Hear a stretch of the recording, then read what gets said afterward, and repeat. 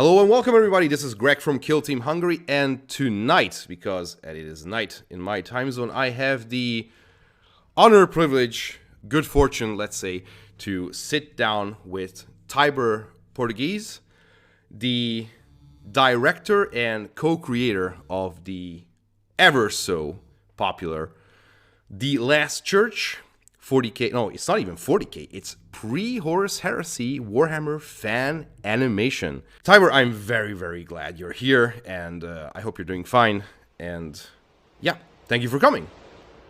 Oh, yeah. I really appreciate you having me on, actually. It's exciting, because I've seen your channel around for a while, so it's cool to be able to talk to you. It's very, very, it is truly an honor, and I'm just maybe just fanboying out here, because like I'm not gonna lie, this is a very obscure part of the Warhammer lore, and there was an audio version of this story on YouTube, and I was listening to that nonstop. I actually grew to love this story, and when first, I think Arch Warhammer started talking about you a couple of years back about a project that is happening that is going to actually animate The Last Church. And I have lots of questions, man. I have lots of questions. I'm having sweaty palms, I'm not gonna lie. So, up to date, you are the biggest name from the 40K fan animator community. That actually honored the channel to come on and talk about his work. I've been trying to get a hold of Siyama Pedersen. He just basically commented once on my channel when I painted his Star Days color-schemed Marines, because I played the table as well, so that was good. I tried to get Sodas as well, but man, it's an absolute, how would you say, thrill to have you. So let's get to it, and I promise I will not fanboy that much. So we have gathered here to basically talk about, well, as much as we can about The Last Church animation. I don't know, probably you are under some kind of like contractual agreement with Games Workshop, so we don't know, I don't know, but you will tell me how much we can go into that and you and your team's run-in with the big corporation. And also I have, like, yeah, how did you get here? How did you pick the story and so on? I have tons of questions. So why don't we begin by giving a small introduction about yourself, because not many people know who you are when they visit your profile, because it is mind-boggling how the subscriber amount you have. It is I don't even know, let's just basically call it up. I think those numbers do not reflect the value that you have contributed to the community. So please tell us who you are.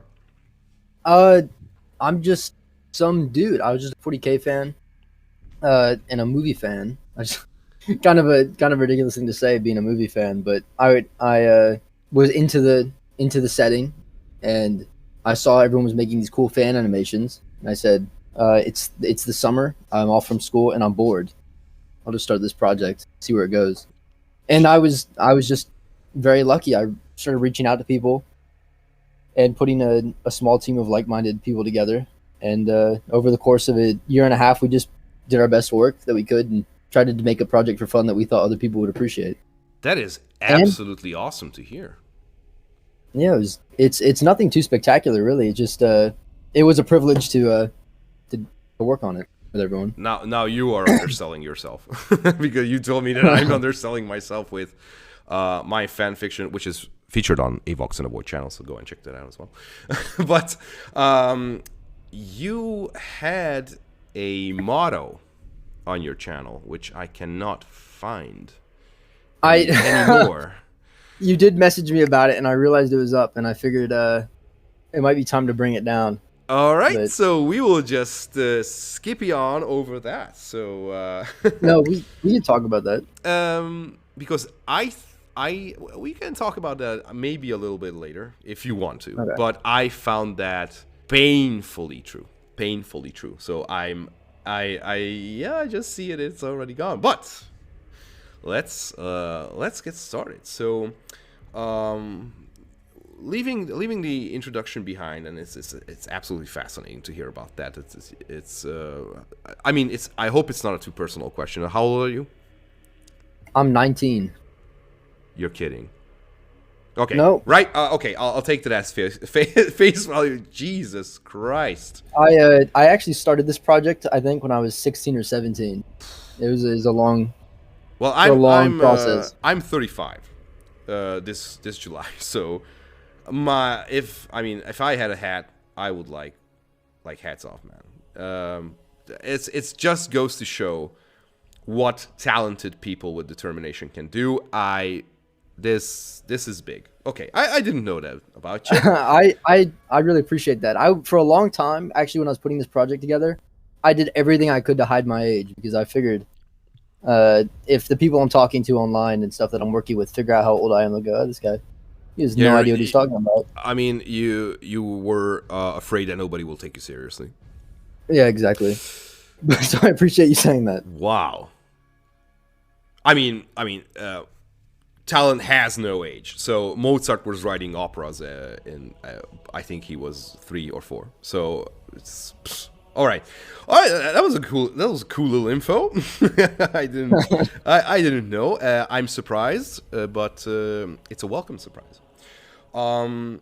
When did you get to know the 40K setting and the whole Warhammer, and how did you get into this thing that is a vital part in so many of out there in the world, and it's a vital part of our lives, either in hobby or lore or reading, whatever. So how did you get to know the 40K 30K universe and the universe of Warhammer? I think I actually got into it the same way a lot of people did. Was I just saw someone painting these incredible. Actually, I say someone, is my father. I can't. So my dad would sit down and paint these little cool space soldiers in the living room every weekend. And eventually I had to ask him. I was like, what are these? What are these? And he told me, and just told me about these giant spacemen that go and beat up aliens. I thought that was great. Really captured my attention. So I started reading more into it, and he let me borrow some novels, and I thought it was the coolest thing I had ever seen. Well, I certainly hope that you didn't get to know anything about Slaanesh at that age, but please carry on. Yeah, definitely not. I just knew there were men in giant suits of armor, and they blew stuff up. And then, of course, as I got older, I started reading more and actually learning about the nuance of the setting. And I don't know if nuance is the word for it, actually, considering how extreme everything is. But you know, the depths of the setting, the fact that in the fantastical setting there's actually human characters, and that drew me in a lot more than the imagery ever did. So, and then that's actually what brought me to Last Church. Oh my God! I mean, that's such a good way to start this story of you guys and you as the director of the project, just like getting inspired by your father, who's been painting Warhammer minis at the table side as you as a young I don't know how old were you back then, but as a young person because like I'm in the same scenario because I have a 1-year-old son and I have tons of plastic at home. And I mean, it's gonna be a good 10 years until I can kind of introduce him to like, oh look, toy soldiers. Yeah. But that is so cool. So that's so cool. I hope Yeah. I hope you're mentally prepared for him to break some of those very expensive plastic figures. I'm just gonna give him the 3rd edition Space Marine. He can break that as much as he wants. It's like 2 parts. GG. If you make it. Yeah, I guess you're right. Yeah. No. They're coming home. My wife is Russian, and they are in Moscow now. And I'm bringing them home after a kind of a hiatus because they needed to be there with the grandparents and all. It's in an international family. And I have locked up my display case like it's Fort Knox. So I have bolted down everything. So we will see how long that will last. So after this, did you go to books maybe, or was it an internet search, Warhammer wiki, or what was your main source of information? That's actually a great question. I don't know. It was a little bit of everything. My dad let me borrow some books.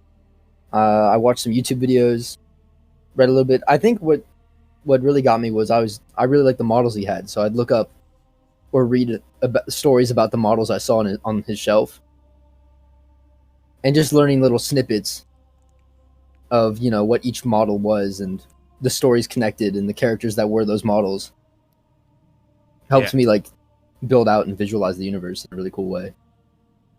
That is so cool. So were those codices or because usually when somebody asks like, okay, like why won't you tell me about this thing? Because like there's my wife, for example, because like she thinks I spend, and it's true, I spend way too much time and money on this hobby, and it's like, okay, it's if you spend this much time, it must be good. So please tell me, what's it about? And I was like, Jesus Christ, where do I start? Okay, first you need to read these 20 books. And then and that's the prequel. Yeah. This is why it's very, very difficult to actually introduce someone to this kind of universe here, because it's like it's Tolkien, it's Frank Herbert, it's bigger than Star Wars actually. So this is why it's very, very important to get to the right information and to keep it going, because this is daunting if you think about it. Yeah, it is. No, it really is. But it's like, yeah, glad you got hooked, because we had this wonderful thing you made. Which, yeah, sorry. Oh, I was just gonna say, with any luck, there's gonna be more than this to show eventually. Just hold your horses, pal.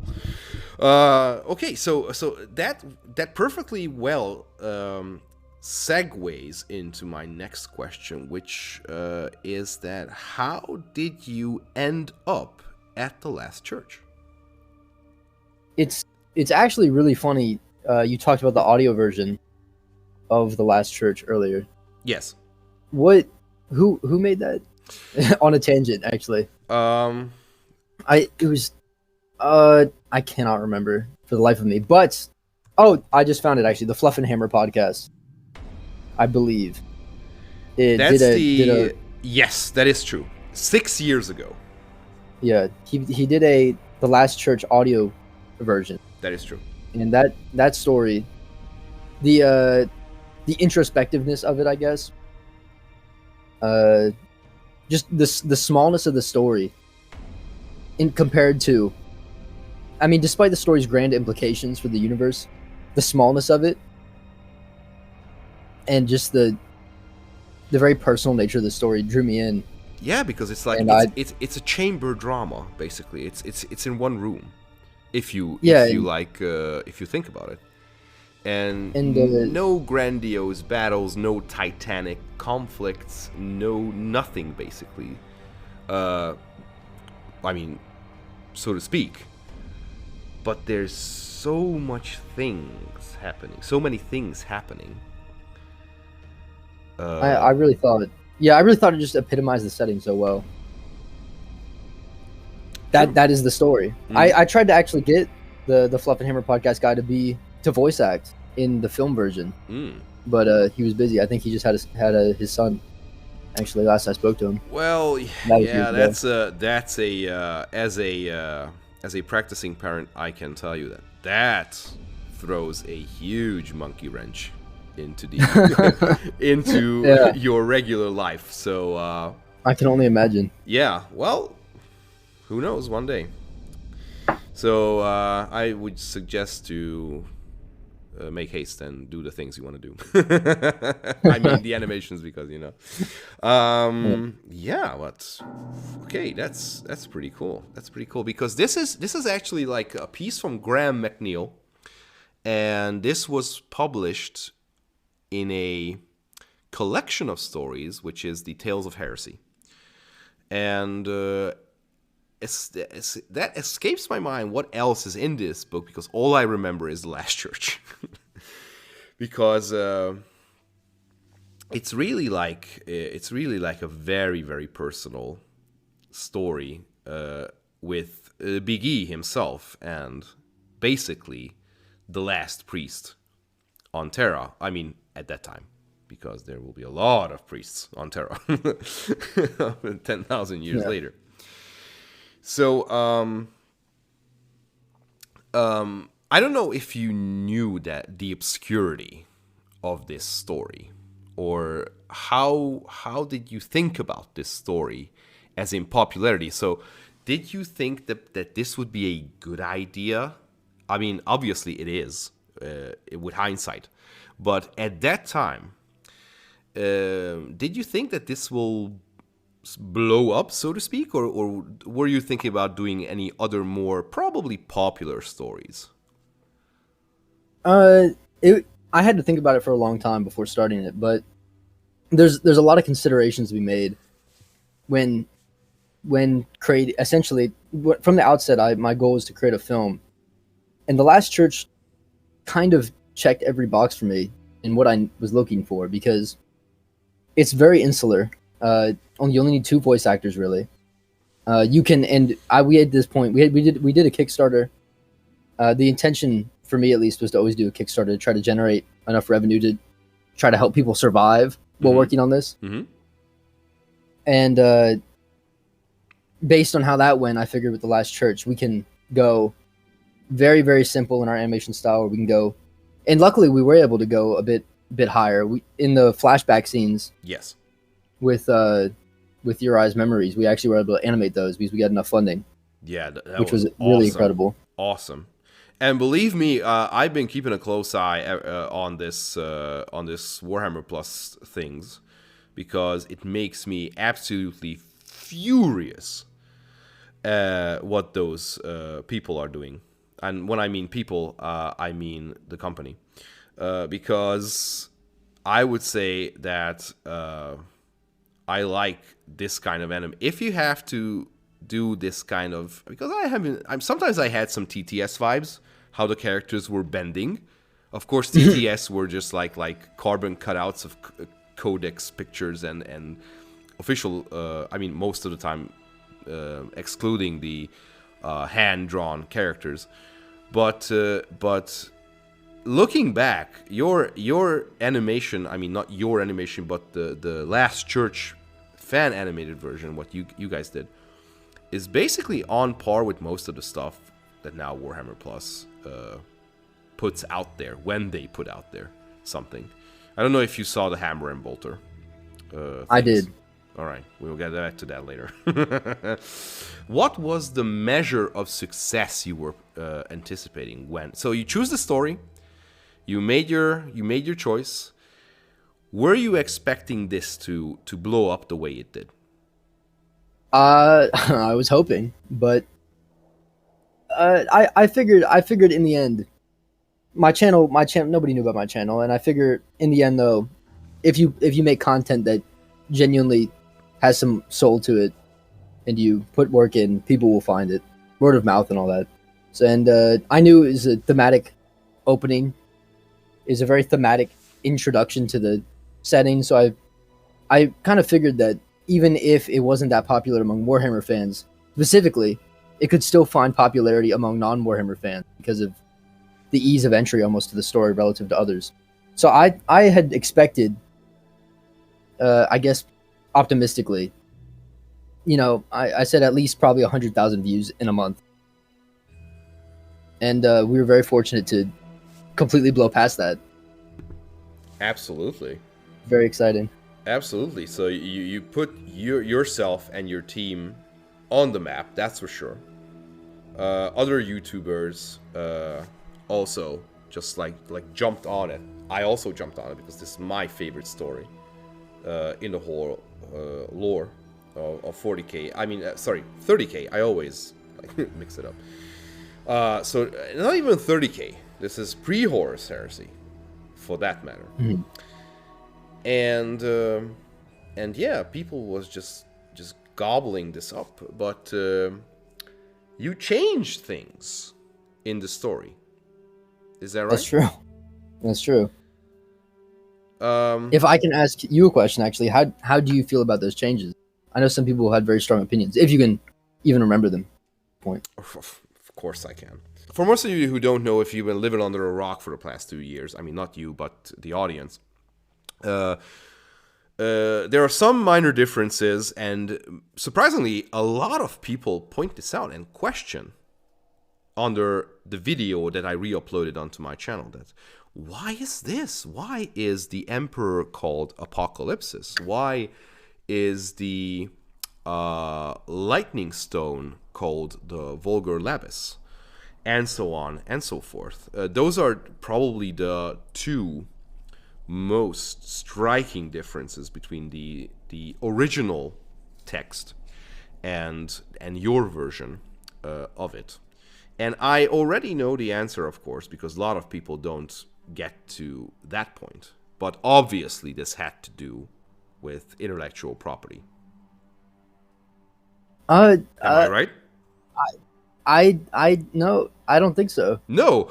Oh shit. Then please elaborate, because I thought that, okay, you wanted to like just skim the water but not raise too much attention regarding that. But yeah, then please elaborate. I'm curious. If I can go off on a tangent, I've actually seen a lot of comments on this, so I just want to go off on a little bit of a tangent. Sure, go ahead. At the time when I was making this, I can't remember when it was, but it was at the point where Hell's Reach had come out. I think Astartes, just a few parts had come out when I was in pre-production for this, writing the screenplay and stuff, looking for voice actors and casting them and such. And I saw Hell's Reach by Richard Boylan, which was incredible and what made me actually want to start working on my own project. And I said, this guy has literally ripped Games Workshop's audiobook and is using the audio track, yes, as his audio track. There's no way Games Workshop is worried about fan animations right now. They're letting people do anything. So I wasn't worried about IP. I looked at the Games Workshop IP policy at the time, and it was very much go hog wild. So, and of course that's at the time. Things have changed, but oh yeah. So I said, I'm gonna take this and do what I will with it. I wasn't worried about IP at all at the time. All right, so actually, I've been living a lie for a year now, or at least 2, because I've been commenting to everybody, replying to everyone, because I had to reply. Up to a certain point of time, because then I just could not keep up with the comments. That everybody thought I made this video because I had it on the channel, and I said no. The original creator, Tyber Portoghese, he is the creator. Here's his link. Go check him out. It's not my video. It's his video. And it's like, oh, okay. And it's like, why did he change? And I said, but because of IP reasons. Because GW is GW. But I am very surprised to hear the thought behind your actual decision. So if I can explain why I did that after my tangent. It really was. In the original story, his name is Revelation. Revelation, that is correct. And of course, Apocalypsis in Latin, I believe, is Revelation. And I figure if we're assuming Uriah's book, whatever that may be, we don't really know. It is kind of analogous to Christianity. Yes. I believe is what it's indicated in the story. And so I figure this man walks into the room and calls himself Apocalypsis, Uriah being the priest he is. That would mean something to him. If Latin is a dead language now, what is it in the future? This man comes in and says revelation in the language of Uriah's holy book. I think that speaks to his character. It speaks to the fact that the emperor walked in with some knowledge. He did some studying in advance. And I think that cues more into why Uriah is so interested in who this guy is immediately off the bat. What's going on with this fool? Why does he know this? Why does he call himself that? A most peculiar name, he says. Yeah. and a little extra textually, I suppose. I think it's not as obvious of a twist if the general audience doesn't catch that detail that Apocalypsis is revelation. Because I also was making the film for people who didn't know the story. Mm-hmm. I wanted it to be entertaining for them too. Sure. And I think that twist does hit harder if it's not clued in the moment he walks in exactly that his name is basically I am a twist. There's a twist coming in the story. Chekhov's gun. Yeah. So yeah, right off the bat.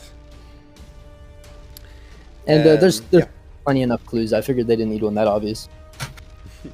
Oh, there are some bats in the viewership and in the comment section, because not only that, because they also heard the Zulu chant when the Thunder Warriors were going away, and everybody is crazy about the Zulu chant. And I was like, what the hell are they talking about? And I hear something, but I cannot quite make it out. So for those of you who don't know, what exactly is that?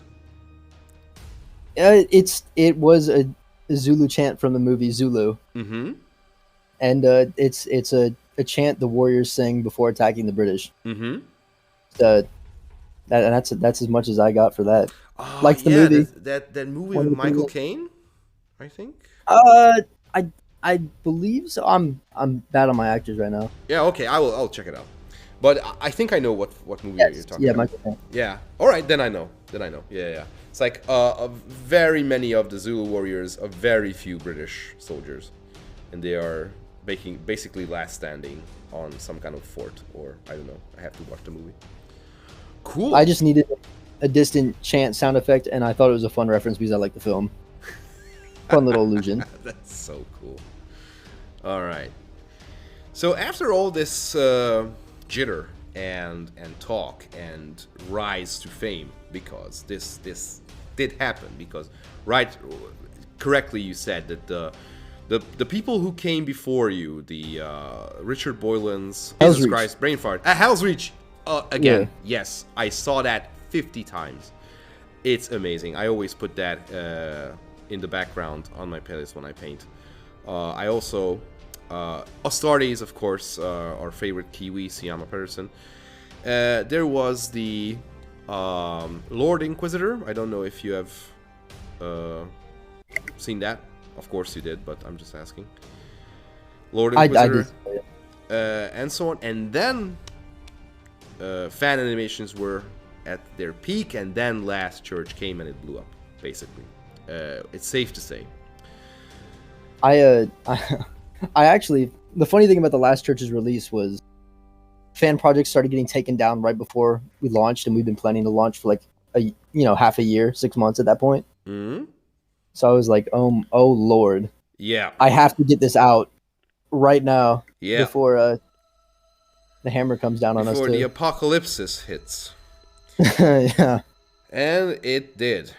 And I did a video on this, basically a Games Workshop IP debacle recap. And this started around March 22, 2021, when some rumors. It all started.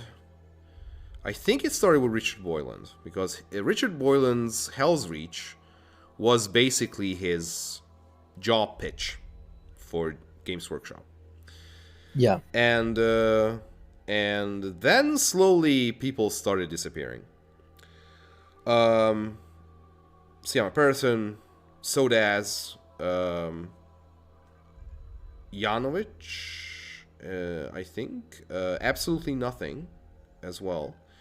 Anyway, so there was some snowballing of people taking their stuff off of YouTube, not to mention other things. So at this point, we were like, okay, our favorite fan, and you were among them, and I'm because your stuff is still out there. Not many people have, let's just say, the courage to put things out because copy strikes and everything.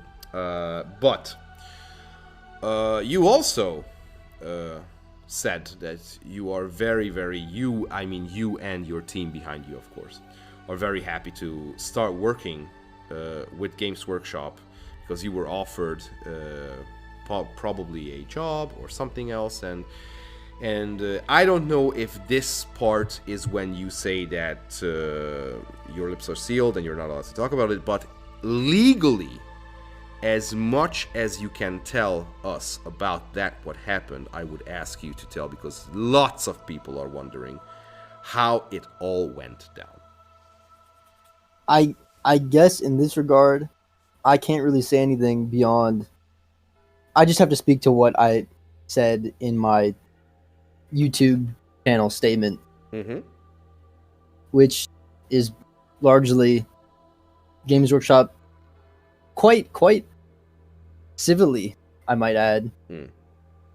Games Workshop came to us and they were like, "Yo," and they explained to us, what we did and what they're doing, and it was all very amiable. I see. I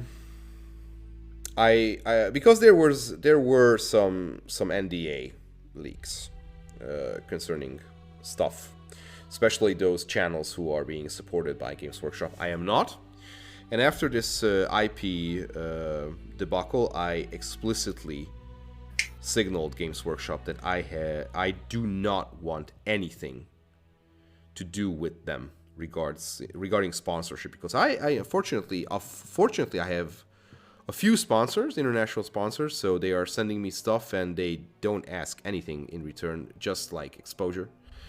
But I know that Games Workshop NDA is basically when you sign it, then you are like, they can indefinitely keep you under pressure and not having you tell anything to anyone about basically what you have signed.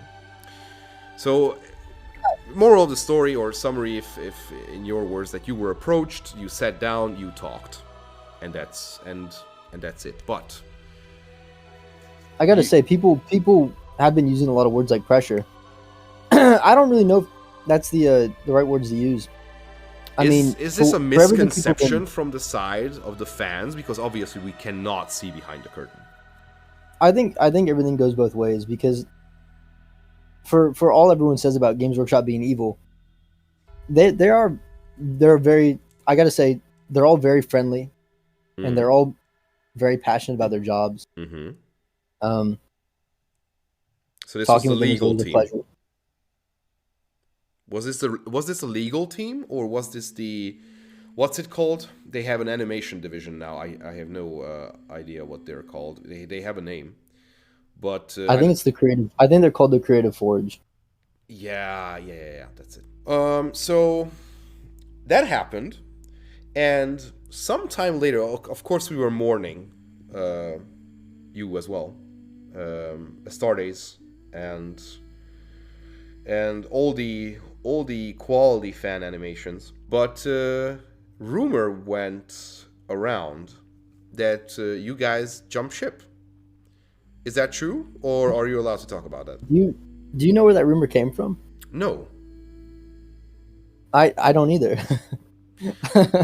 Because info, and I was a very, very angry person at that time, and I was slapping the desk, and I was like, you see, they are so evil that even Tiber and his gang said, you know what? Nope, we are not gonna work with you.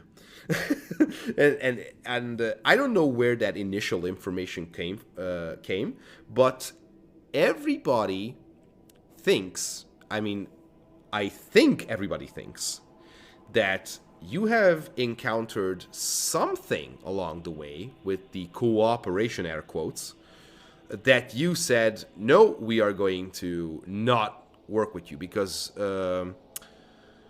Absolutely Nothing, the channel, was also approached by G-Dubs, and he outright refused to cooperate. You, as far as I know, you guys didn't, but something happened, and the other misconception is that because Sodaz, I don't know what I don't know if you know what happened to Sodaz. I actually don't. You actually don't. I love those videos. I'm sad they're gone. Yes, he got so much hate from the fans that For what? he sided with Games Workshop, and he got bullied by the fans out of this project. And he said that he is not going to do anything with Games Workshop, and he's not going to do Warhammer ever. He has enough, and he is doing something else. And he has been doing else. And that is sad. It's very tragic. Because, Go ahead. I feel for him. That's unfortunate that he got bullied out of I don't know. I don't know. He got very much hate.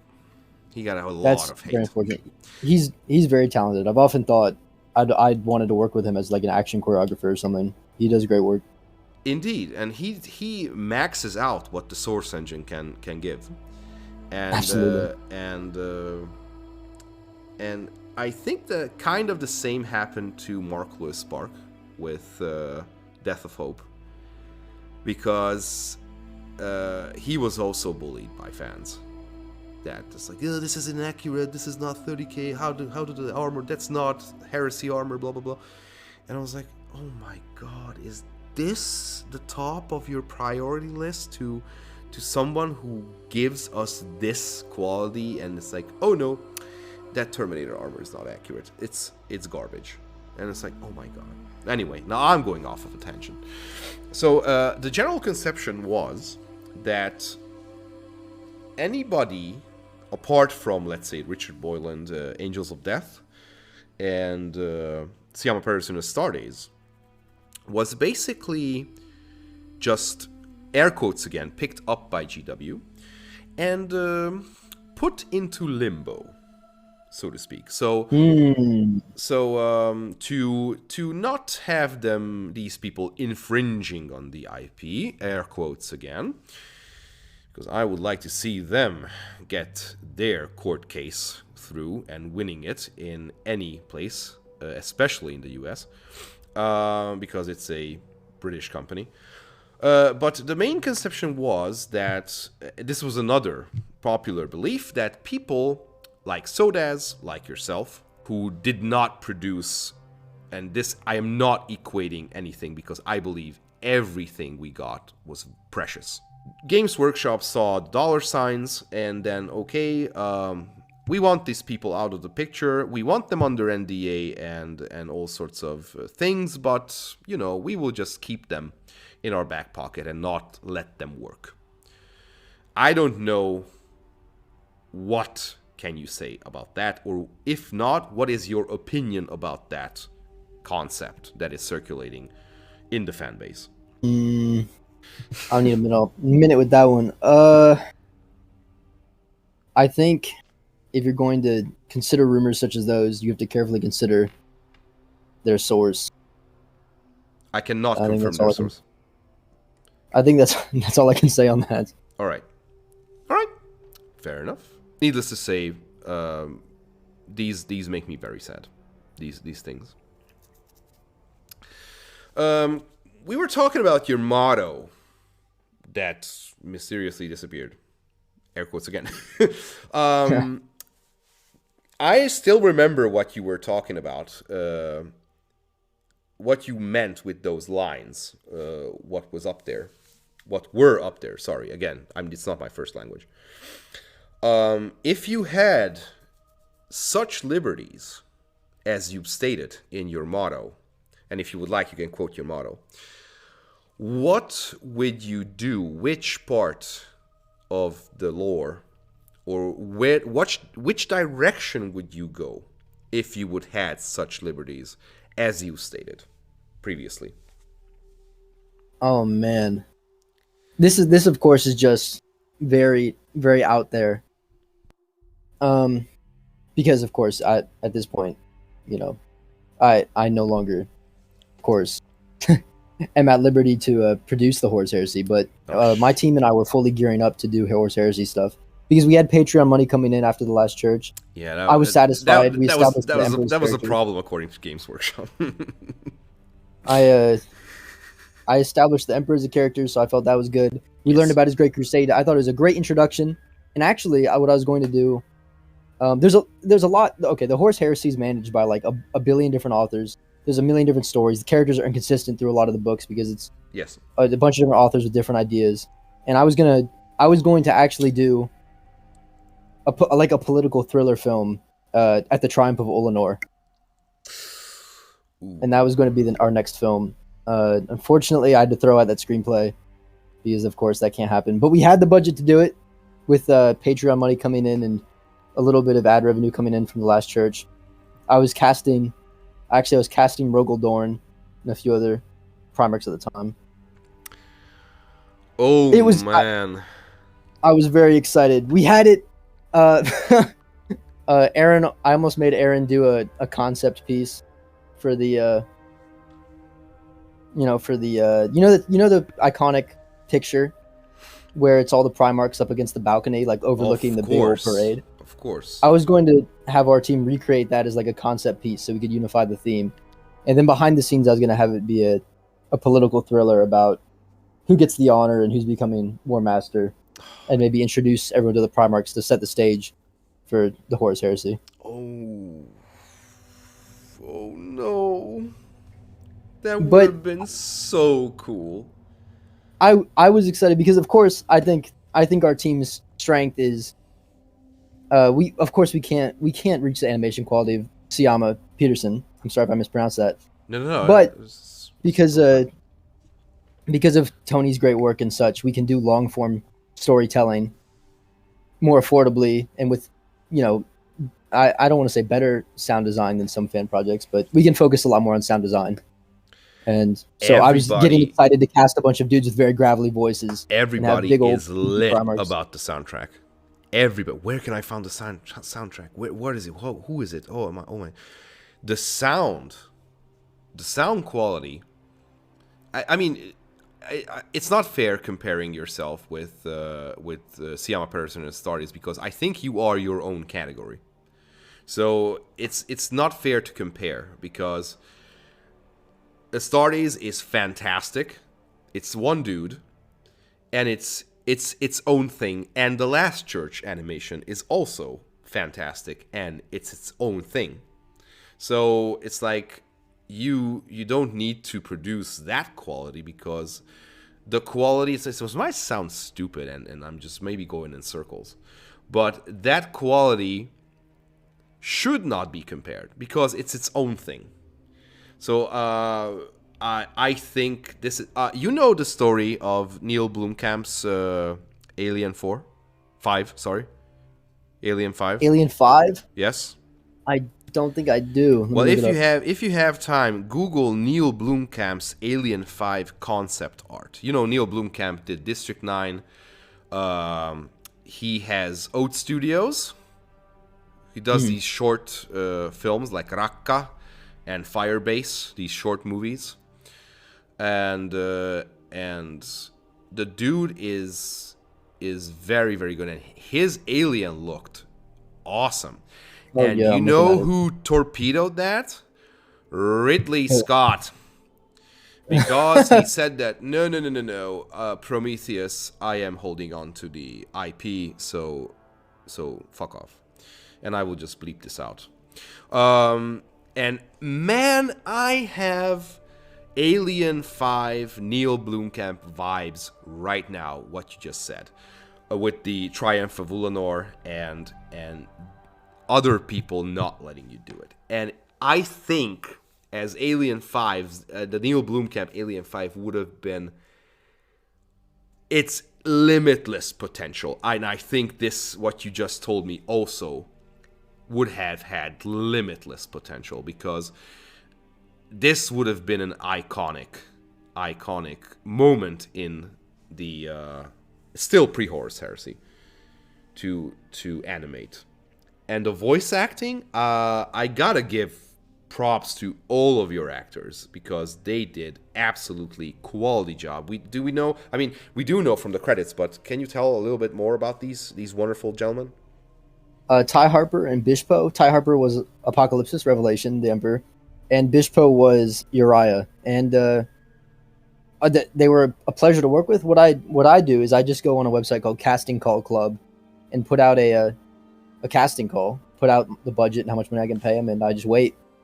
I think I had it was something like 80 auditions, and those two came out on top. It's a very, very interesting thing what is happening now in the 40K narration community. Vox in the Void, the Amber King, Voldemort, and these names. And all you peeps out there who want to get into Warhammer narration, just wind back 15 seconds ago, and Tiber just gave you a very good tip where to get your future voice actors. So can you repeat that once more? Go to Casting Call Club. You can find plenty. It's a website. You can just Google it.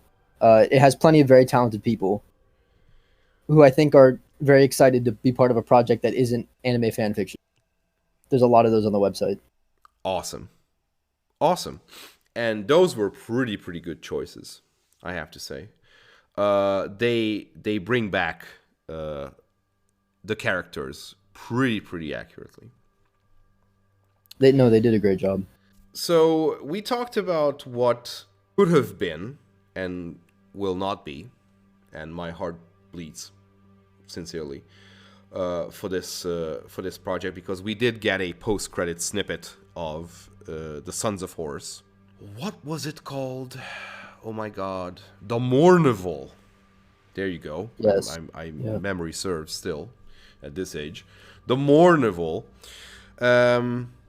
You mentioned something about future projects. Is there any? May I ask? In what regard? In any regard, because we obviously, Warhammer is off the table.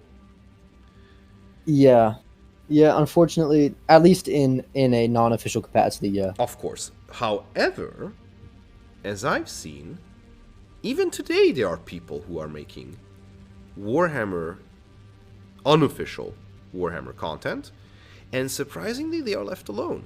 Have you considered coming back in this kind of setting as strictly unofficial, not monetized, and so on? I've thought about it a little bit, but I genuinely would like to pursue the official capacity, if that ever is possible. I see. Yeah, I think it'd be interesting to see where it goes. I see. Not that it is going anywhere. Who knows? Mm-hmm. And in other regards, not Warhammer, but still animation. Yeah, animation wise, I'm very happy with animation. Working with Tony Cesar and Aaron Weatherford is a pleasure. And I've been kicking the idea around. I don't know if I should say anything because it's still in pre-production, but I've been thinking a lot about SCP. Ooh. SCP is very fun. Another bottomless well. Yeah. Doing procedural thrillers or, I don't know, investigative stuff could be a lot of fun. Good. I'm into the Shadow right now. It's 30s detective murder stories. My second channel is actually about gathering, editing, and denoising old 1930s radio shows of the Shadow. It's basically a very early iteration of a caped vigilante who has special powers. But yeah, have you considered... Okay, this is going to be a very popular thing because the go-to... Everybody started boycotting Games Workshop and Warhammer, quote unquote, and people flock towards BattleTech. Are you interested in BattleTech and animating something in BattleTech? I don't think I've ever heard of BattleTech. Oof. All right. So, all right, BattleTech fans, that's about it. Maybe we can get Tiber hooked on BattleTech as well. I used to maybe this title will ring some bells. Mech Warrior. That I do recognize. Yeah. No, there you go. So now that I have completed my inception, you can go and check out BattleTech and Mech Warriors. Basically giant-ass robots in a post-apocalyptic / sci-fi setting, all sorts of clans and such. I'm not into that much into the lore of BattleTech, but everybody is very, very interested in BattleTech, so it might be worth checking out. And I would like to say it right here, right now, if Tiber & Co. comes out with a BattleTech animation which blows up, then it was me. All right, you do go and check out BattleTech. I think it's a very, very good sci-fi setting. All right, so along SCP. Oh my God, SCP! I love SCP stories. One of my favorites is the Infinite IKEA. Yeah, it's classic. That's a good one. That's a good one. There are also many codes. I cannot, but I usually watch the SCP animated channel, and there are some very good stories, man. Oh, Death is another very, very good story. I love that. That is twists and turns you wouldn't expect. Oh my God. I hope you guys maybe work on that, but say nothing. Don't spoil. We will see. We will see. I'm looking forward to that because I love SCP stories as well. All right. We've been at this for 50 plus minutes, and I'm very, very thankful you are hanging on this well. And let's just get to some Patreon again. I messed it up. Patron questions from Patreon. So Asmogan asks, and Asmogan is also a good friend of the channel. He started his own tabletop miniature game as well. Because, yeah, he designs the models himself. He writes the rules, the lore, everything, because he wanted a fantasy alternative to the fantasy Warhammer. So kudos to him for this huge undertaking, and I wish him well, of course. He submitted 3 questions, so I'm just going to ask his 3 questions. I don't know what happened, but maybe people were asleep. So all in all, we got 3 questions, and here we go. What you can answer. If not, then it will be a polite pass, and nobody will be angry. So his number 1 question is, was he, meaning you, so I'm just going to paraphrase it, were you proud of the final product? Meaning Last Church. Yeah, I think so. I think everyone on my team should be very proud because making a film is a big undertaking, and it was our first film, and I think it turned out all right.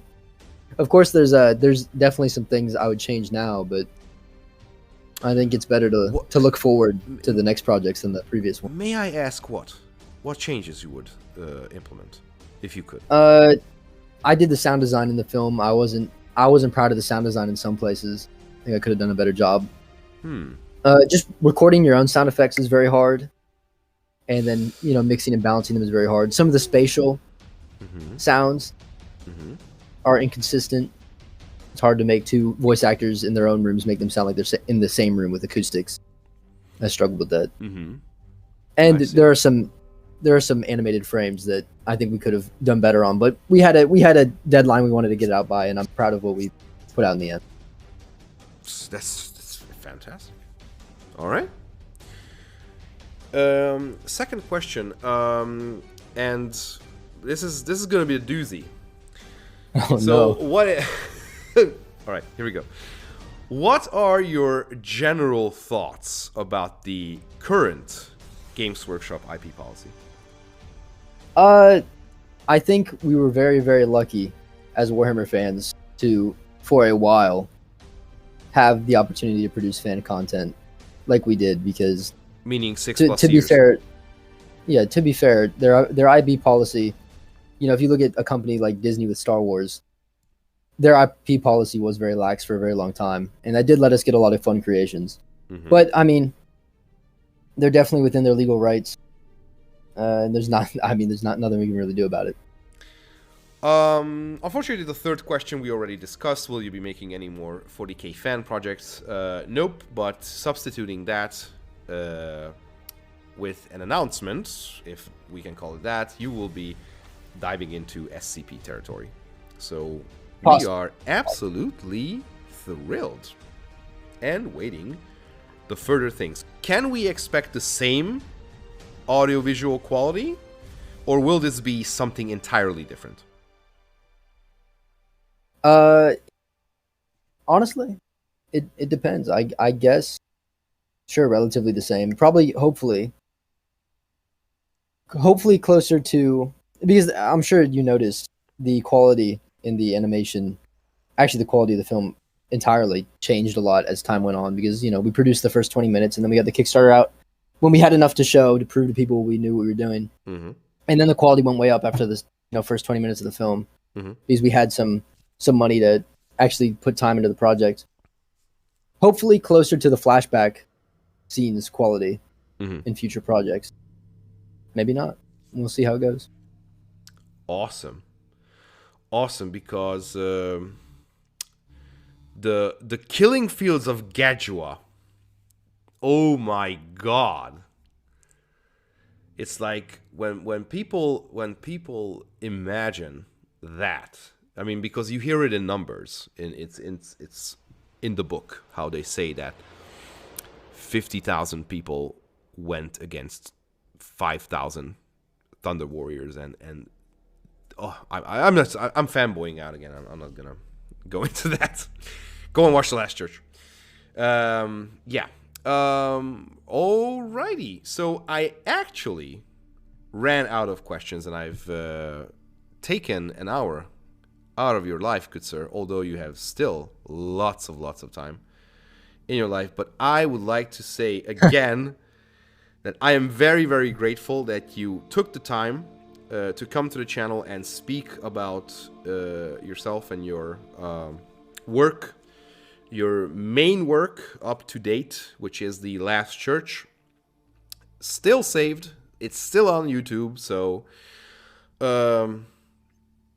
it's out there. It's out there on other platforms as well. So if for some reason this is taken down, you can also find it elsewhere. Link will be in the description below. Tell us, friend, where can the good people of YouTube find you? Where can they support your future work and your team's work? If you want to keep your eye out for stuff we're making, just keep your eye on my YouTube channel. In terms of support, I'm not going to ask anybody to support me until we're producing stuff again. So keep your eye on the YouTube channel, I suppose, Tyber Portoghese. And if something comes out that you enjoy, you can probably find a Patreon link at some point once something's actually out. I see. Alrighty. So, Tyber Portoghese, sorry. Currently sitting at around 8,000 subs. This is, oh my god, the injustice. The injustice of this subscriber count. Man, I encourage everybody, stop the video right now, go to this man's YouTube page and smash that subscribe button, because as you seen, if you like this style, if you like this kind of artwork and music and what have you, this channel is gonna have some content, hopefully, in the near future. All links will be in the description below if people want to support you on Patreon and your Instagram and whatnot. There will be everything, of course, with this channel's very most important links as well. Any closing thoughts, Tiber, which you would like to say to the good people who took the time and listened to this very, very good podcast? To them, to the listener, I gotta say just thank you for listening. I can't imagine listening to me talk for that long, so I'm glad you stuck around. Yes, that is a thing, but I'm sure this is worth it because, as mentioned before, the Last Church is currently sitting at almost 400,000 views, what is on my channel, demonetized, of course, because it's not mine to claim, 2,682 comments, and 99.4% of likes to dislike ratio. They are 23,715 likes on this. So you guys like this. And as we mentioned before, I am more than sure that the joint view count, if you could have kept, again, sorry, not my first language, your video on your YouTube channel, this would have been, alone without any kind of extra re-uploads, would hit 1 million views by now, easy. So I suggest everybody, you guys, all those 400,000 people, to a minimum of 23,000 people, immediately go and subscribe to Tyber Portoghese, because if you like this quality, and there are a ton of SCP fans, I can guarantee you will get your money's worth. And if not even for money, man, go and check him out, because he is one person who is worth checking out. That is 100%. Again, thank you very much. This is going to be one of the last longer videos of this channel, because family is coming back and all hands on deck will be with my 1-year-old. So I am very, very happy I can close a part of my YouTube career with you. And thank you for taking the time off your day. And it was an absolute pleasure. Yeah, actually, genuinely, thank you. It really has been a really good time talking with you. See you on YouTube, I guess. Yeah, hopefully. All right. As long as I can, I will keep Last Church up, because people deserve to see this. In the meantime, I would like to thank all of you for watching. Like, share, subscribe, all that jazz. Patreon.com/. Everything is in the description. Go and check Tiber out, check me out, and if you like what we do, well, you know what to do. I would like to wish you all a very good rest of the day, you too, Tiber, and yeah, keep up the good work. Thank you, you too.